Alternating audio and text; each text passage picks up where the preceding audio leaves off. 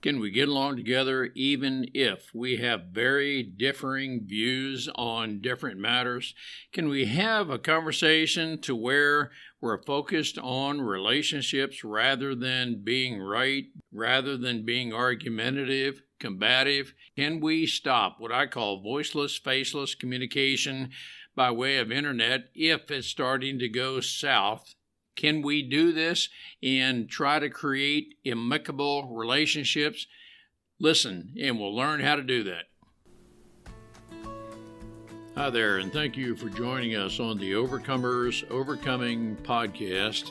We feature those who are in the process of overcoming or have overcome any type of life encounter, life obstacle that at the time seemed to be almost insurmountable.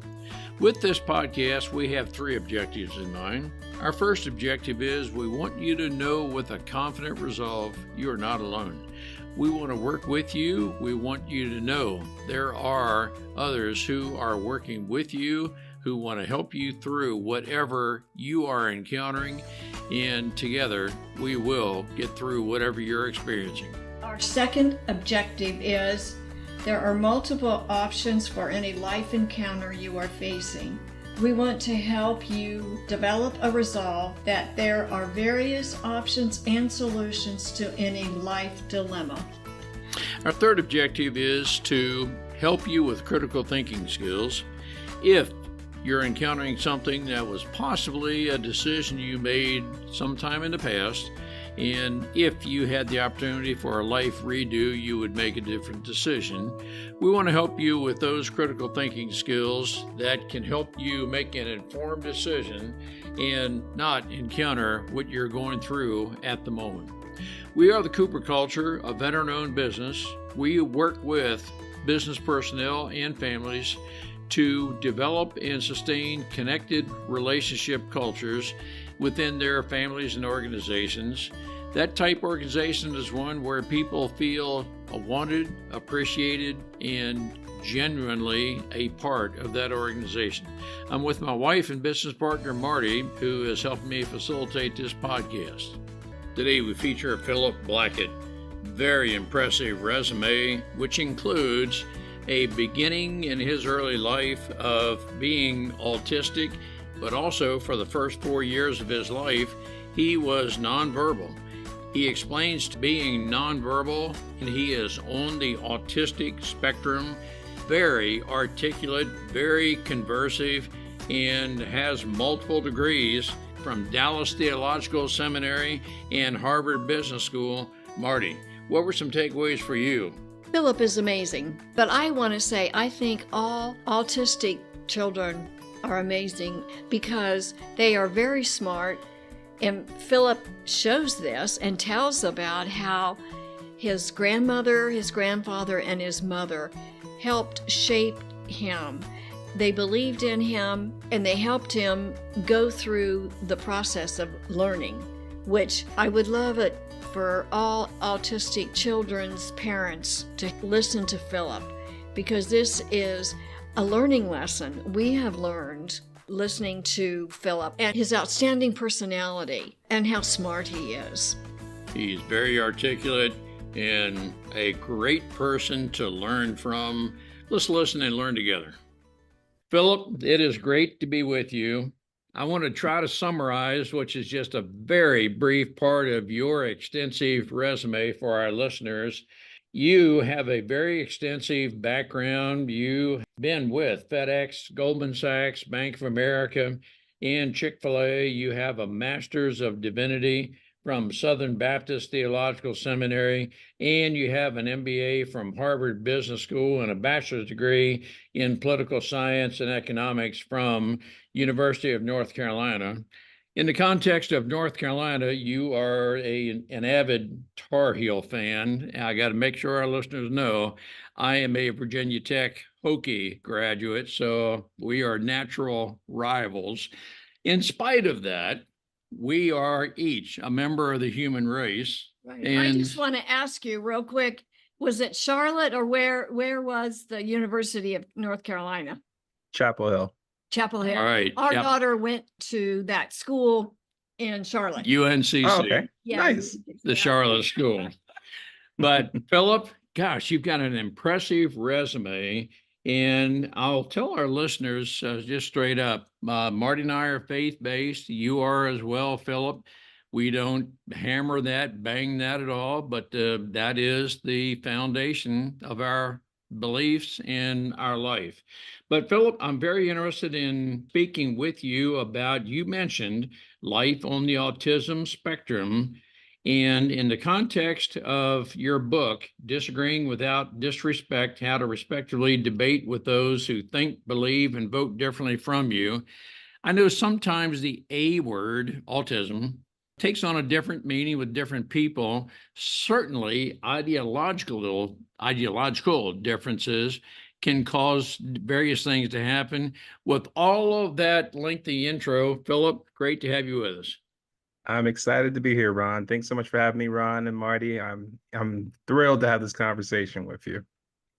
Philip, talk to us. Maybe start out life on the autism spectrum.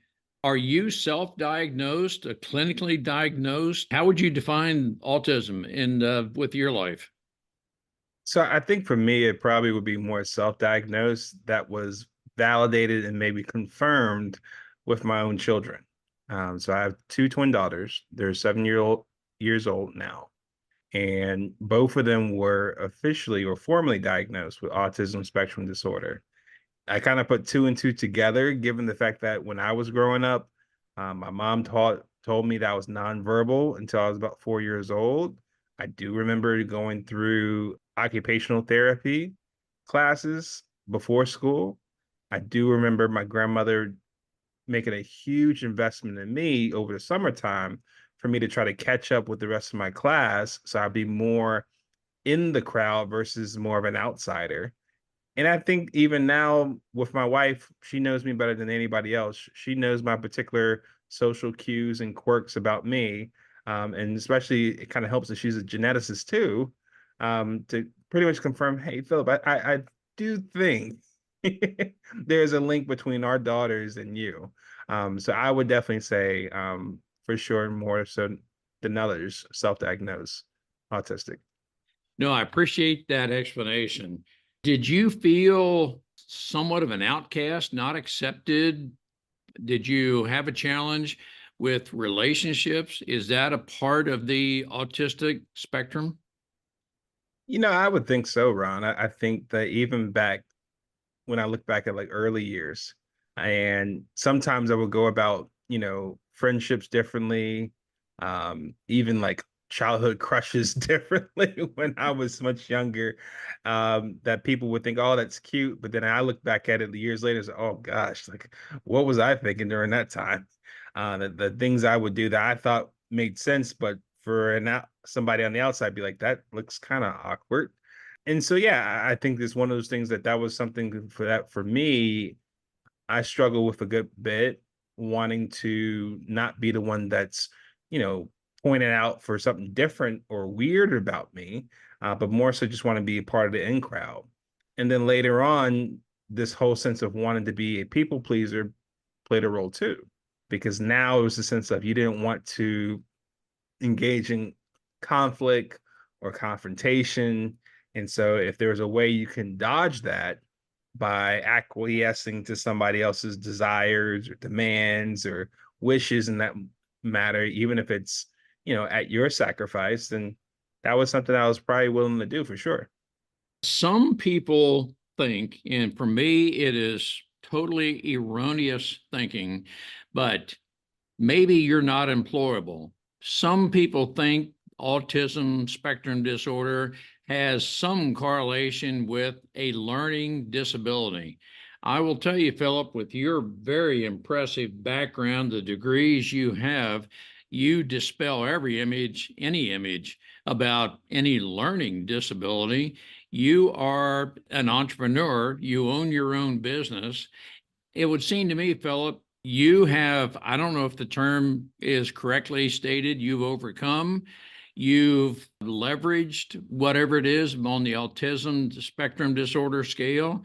I'm trying to figure out just how you would characterize How is it you've become so successful when some people think those with autism are have a learning disability and they're somewhat limited?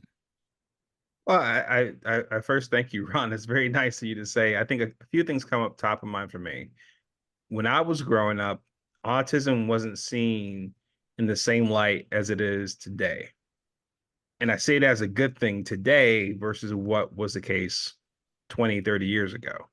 So oftentimes autism was labeled special education. There's a certain track for that.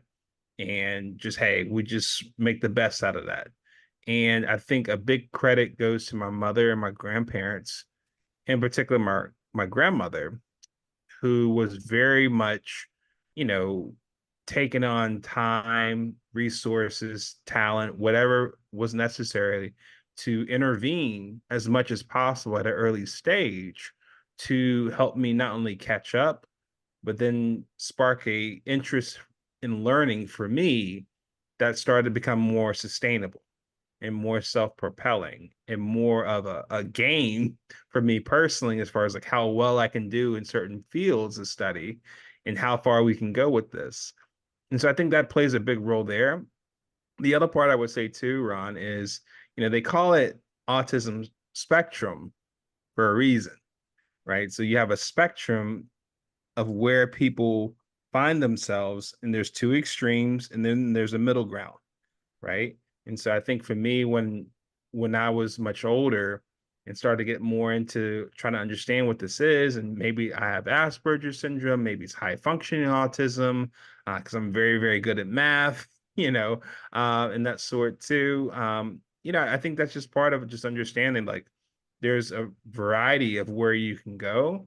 At the same time, it's very instrumental and essential to have the right type of love and support unconditionally for those that are on the spectrum, because you don't know exactly where they are, and wherever they are, they still deserve your love and support and nurture to help them go to where they're trying to go.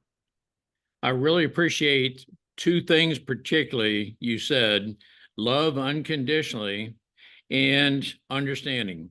As you reflect on your earlier, maybe grade school, high school life, looking back and during those times, did you or could you now say that developmentally, maturity wise, or and by whatever criteria, you were a little bit behind some of your classmates? Listen, if I wasn't speaking a word until I was 4 years old, it's pretty safe to say I was behind in a few areas. With that being said, yeah, I think part of it is that case. If you're not speaking until you're 4 years old, then you're having to catch up on a communication standpoint, right? And communication plays a big role as far as relationship building, making friends, sharing what you want. How does it play a role academically speaking? So I think that communication was really key in how that translated into other parts of growing up as far as my development. I often say, even though my grandmother's no longer with me, she went on to be with the Lord a number of years ago. I would definitely credit to her that just the fact of me being here and speaking to you on this podcast the way that I'm speaking to you, compared to the long journey my grandmother and my mother and my grandfather went on with me way almost 40 years ago, is a huge testament on what God can do. Was there an aspect of acceptance, your grandmother, mother, grandfather, your acceptance that helped you with, and I'm just supposing in this question, maybe at an earlier life you lacked some confidence? Of course. Of course. I think the signal, the pivotal point for me, I think in my life was seventh grade, because I was at a point, middle school, adolescence, puberty, where you're trying to, you know, be one with the crowd. And you didn't want to necessarily stand out for a bad reason, but you didn't want to stand out for a good reason either. And I think that in particular with my grandmother, knowing that to her, I was her special package, where she told me oftentimes that God had given me everything I needed wrapped in one box with a nice bow on top. And that consistency really speaking that life into me and believing in me when I was trying to, you know, believe in myself in that standpoint. That's what fueled the fire for me to want to not prove her wrong.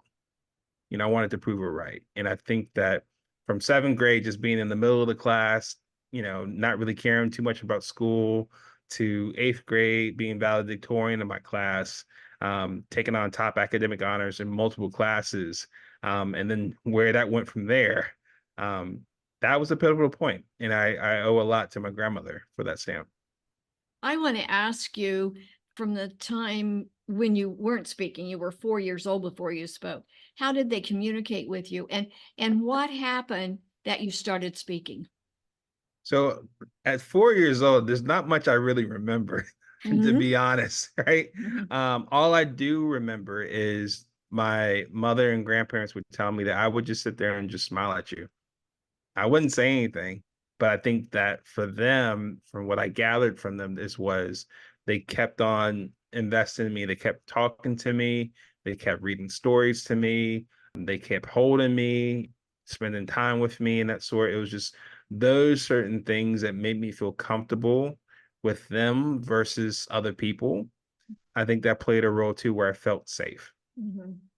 Are your daughters genetically very similar? Was there a period of time where they were nonverbal?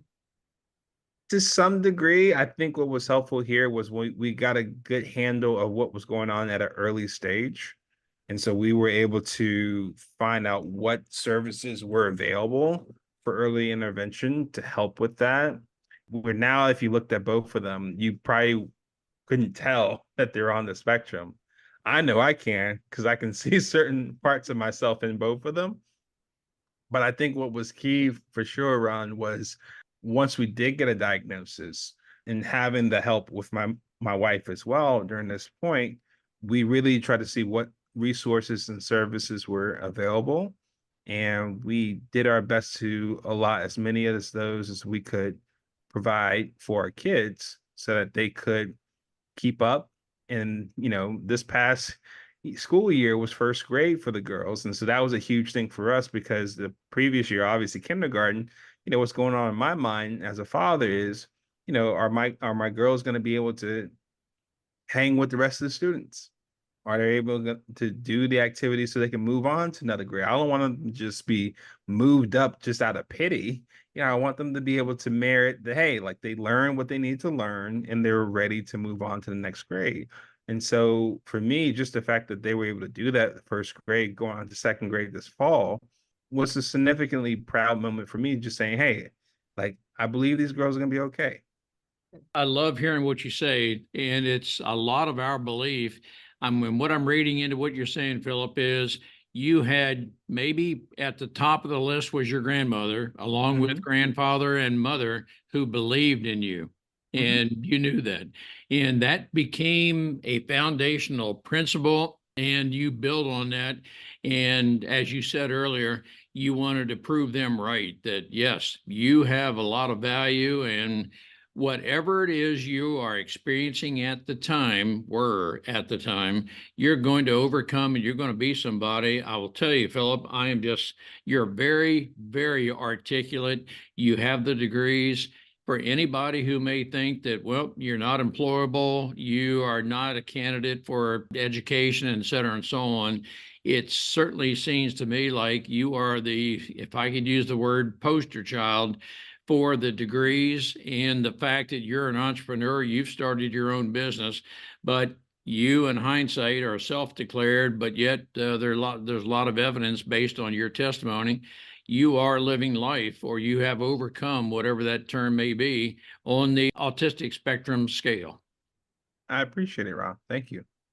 Are your daughters somewhat misunderstood, set aside? And what I'm leading up to is your book of Disagree Without Being Disrespectful. I'm going to shorten the title.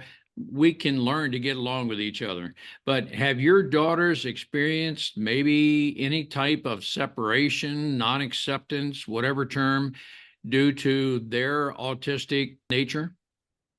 Not that I would say. I think that the classroom that they were in was very much supported from the teachers and the learning specialists and the behavioral specialists were very helpful working alongside myself and my wife to better understand both of our girls, both collectively and individually. And I think that, outside of just normal teasing amongst any kids in first grade, I would say no, they didn't experience anything out of the ordinary. Okay, great. What was the impetus behind your book? Disagree Without Disrespect: How to Respectfully Debate with Those Who Think, Believe, and Vote Differently from You. Can you tell us what it was that motivated you to write about that book? And then let's unpack that a little bit. Yeah, of course. So the origin story behind the book, Ron, was 4th of July last year. So, I live in Boston, and I invited my sister and her family up here, and we also had our mom come up here to visit. And so the adults were in the living room, and my sister and I, we were having a conversation. I don't know or remember what the topic was. All I know was is that we were on opposite sides of the topic. And so as we started to delve a little bit deeper in discussion, my mom jumps in. Now, it wasn't necessarily to jump on one side or the other. She was being the referee, but without a zebra shirt and a whistle. She basically said, listen, I know we got fireworks coming on later on tonight. What we're not going to do is have an early showing of those fireworks right now. And so while I appreciate her intent behind it, which was basically to preserve the peace and keep everyone going, we have a fond memory when we look back on 4th of July. The impact of it, though, was I felt like it was a lost opportunity. It was a lost opportunity for my sister and I, who don't see each other often. We're thousands of miles away from each other. And now we're present in front of each other. There's a lost opportunity for us to know more about each other, her to know something about me that was important, or me to know something about her that was particularly personal. Because I think, and you might agree with me on this, in the world of social media, smartphones, and text messages, some conversations are better to be had in person, face to face. And if you're not in a position where you can have that conversation, then clearly that conversation is not going to be had. And if you only have so much face to face time with somebody, then that means that's not going to be part of that relationship. And if you believe that the quality of our lives is oftentimes influenced by the quality of our relationships, then that plays a role too. And so I think that in reflection, after the 4th of July, I asked myself, I was like, well, if I went through something like that for me, I wonder how many other people around the world are going through something similar. Maybe they have a question that they've been wanting to pose for the longest, but they didn't because they were afraid they were going to rub somebody the wrong way. Or maybe there was something about them that was part of their story that they wanted to share with somebody, but they were concerned that if this broached some sort of disagreement, would things get awkward? Would things get nasty, or dare I say even violent? And that's what had me saying, okay, it's not so much disagreement that's the issue. It's more so the disrespect. And I feel like, compared to how I grew up, I feel like we've lost the rules of engagement on how we can go about disagreeing and still being respectful of one another. Because it's not disagreement that will break up a relationship, it's often disrespect that will. And so that's what had me say, okay, can I come up with some sort of framework that could be helpful for people that don't know how to navigate disagreement the way I did? And that's what came out to this book, as you mentioned before, Disagree Without Disrespect: How to Respectfully Debate with Those Who Think, Believe, and Vote Differently from You. And I'm in total, what I say, I believe Marty, and I don't want to speak for Marty out of turn, are in total radical agreement with you, everything you say. And we many times say that when you're having a conversation with someone who might disagree with you, which R is more important, to be right or to continue a relationship, or at least establish a relationship? And in the context of establishing a relationship, I think it's incumbent on us to spend more time listening than talking, And I'm the kind of person, Philip, and you may be as well.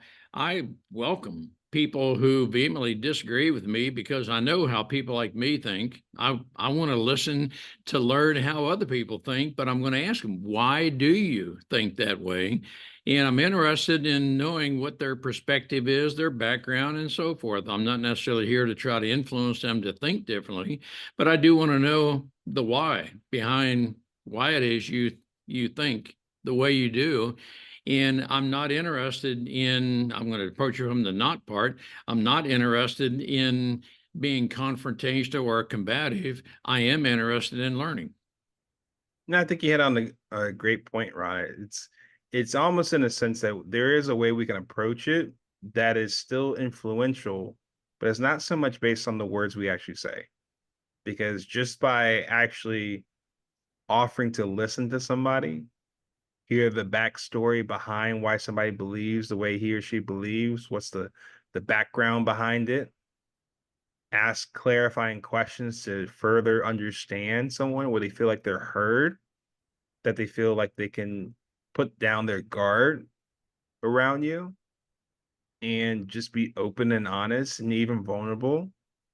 I think for me, that was one of those communication skills I learned in college that I realized there's a lot more here that can just be helpful just in college. This is something that can be helpful in life. And I think a lot of people are running around very much on the defensive because they're not so sure who they can trust to have these type of conversations. And I get it. That's why there's a lot of small talk being had. And speaking for myself, I'm not a small talk kind of guy.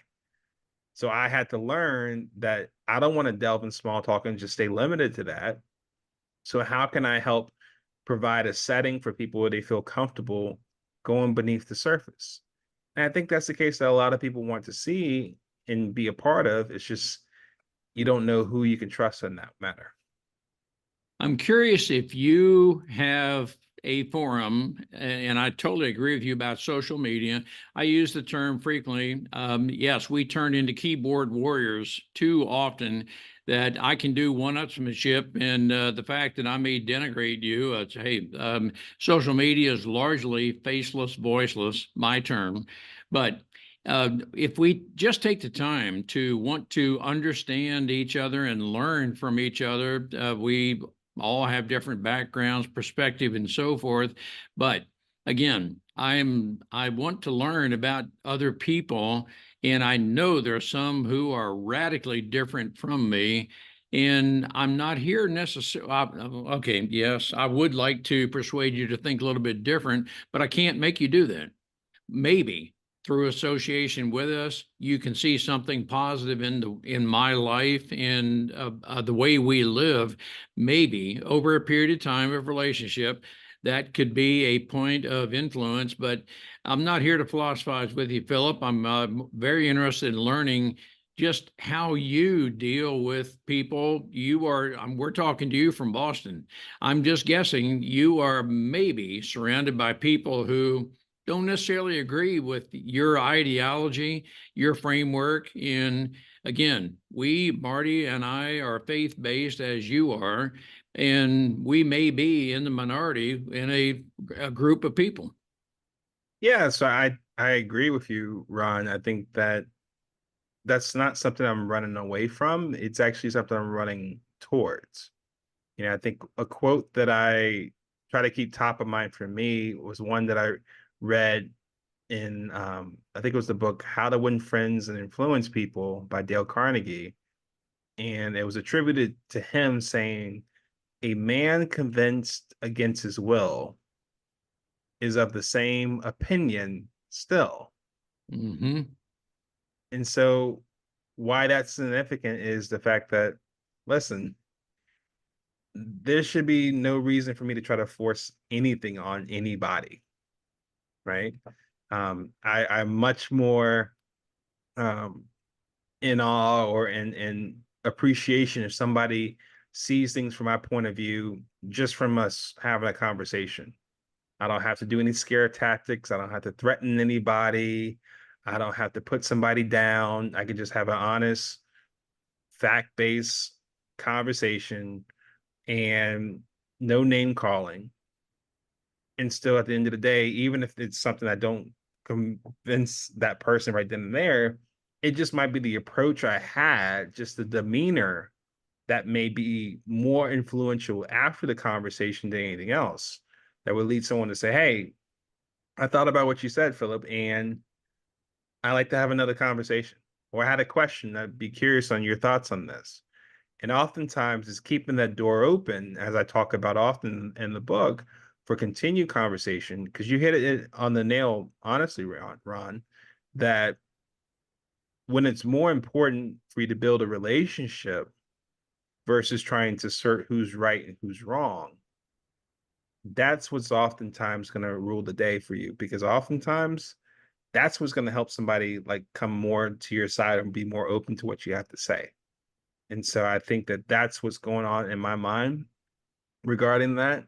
I fully understand and expect that not everyone's going to agree with me on everything. And the reason why I say that is because, you know, I've been married for only 8 years. And my thought is that if me being married to my wife for the long term was contingent on us agreeing on everything, I'm here to tell you, Ron, we wouldn't have made it past the honeymoon stage. I could have never guessed that. We probably wouldn't have made it to the altar either, because wedding planning involves a lot of decisions to be made. And I'm pretty sure we probably wouldn't have agreed on everything there. So we probably would have called off the wedding before the actual altar.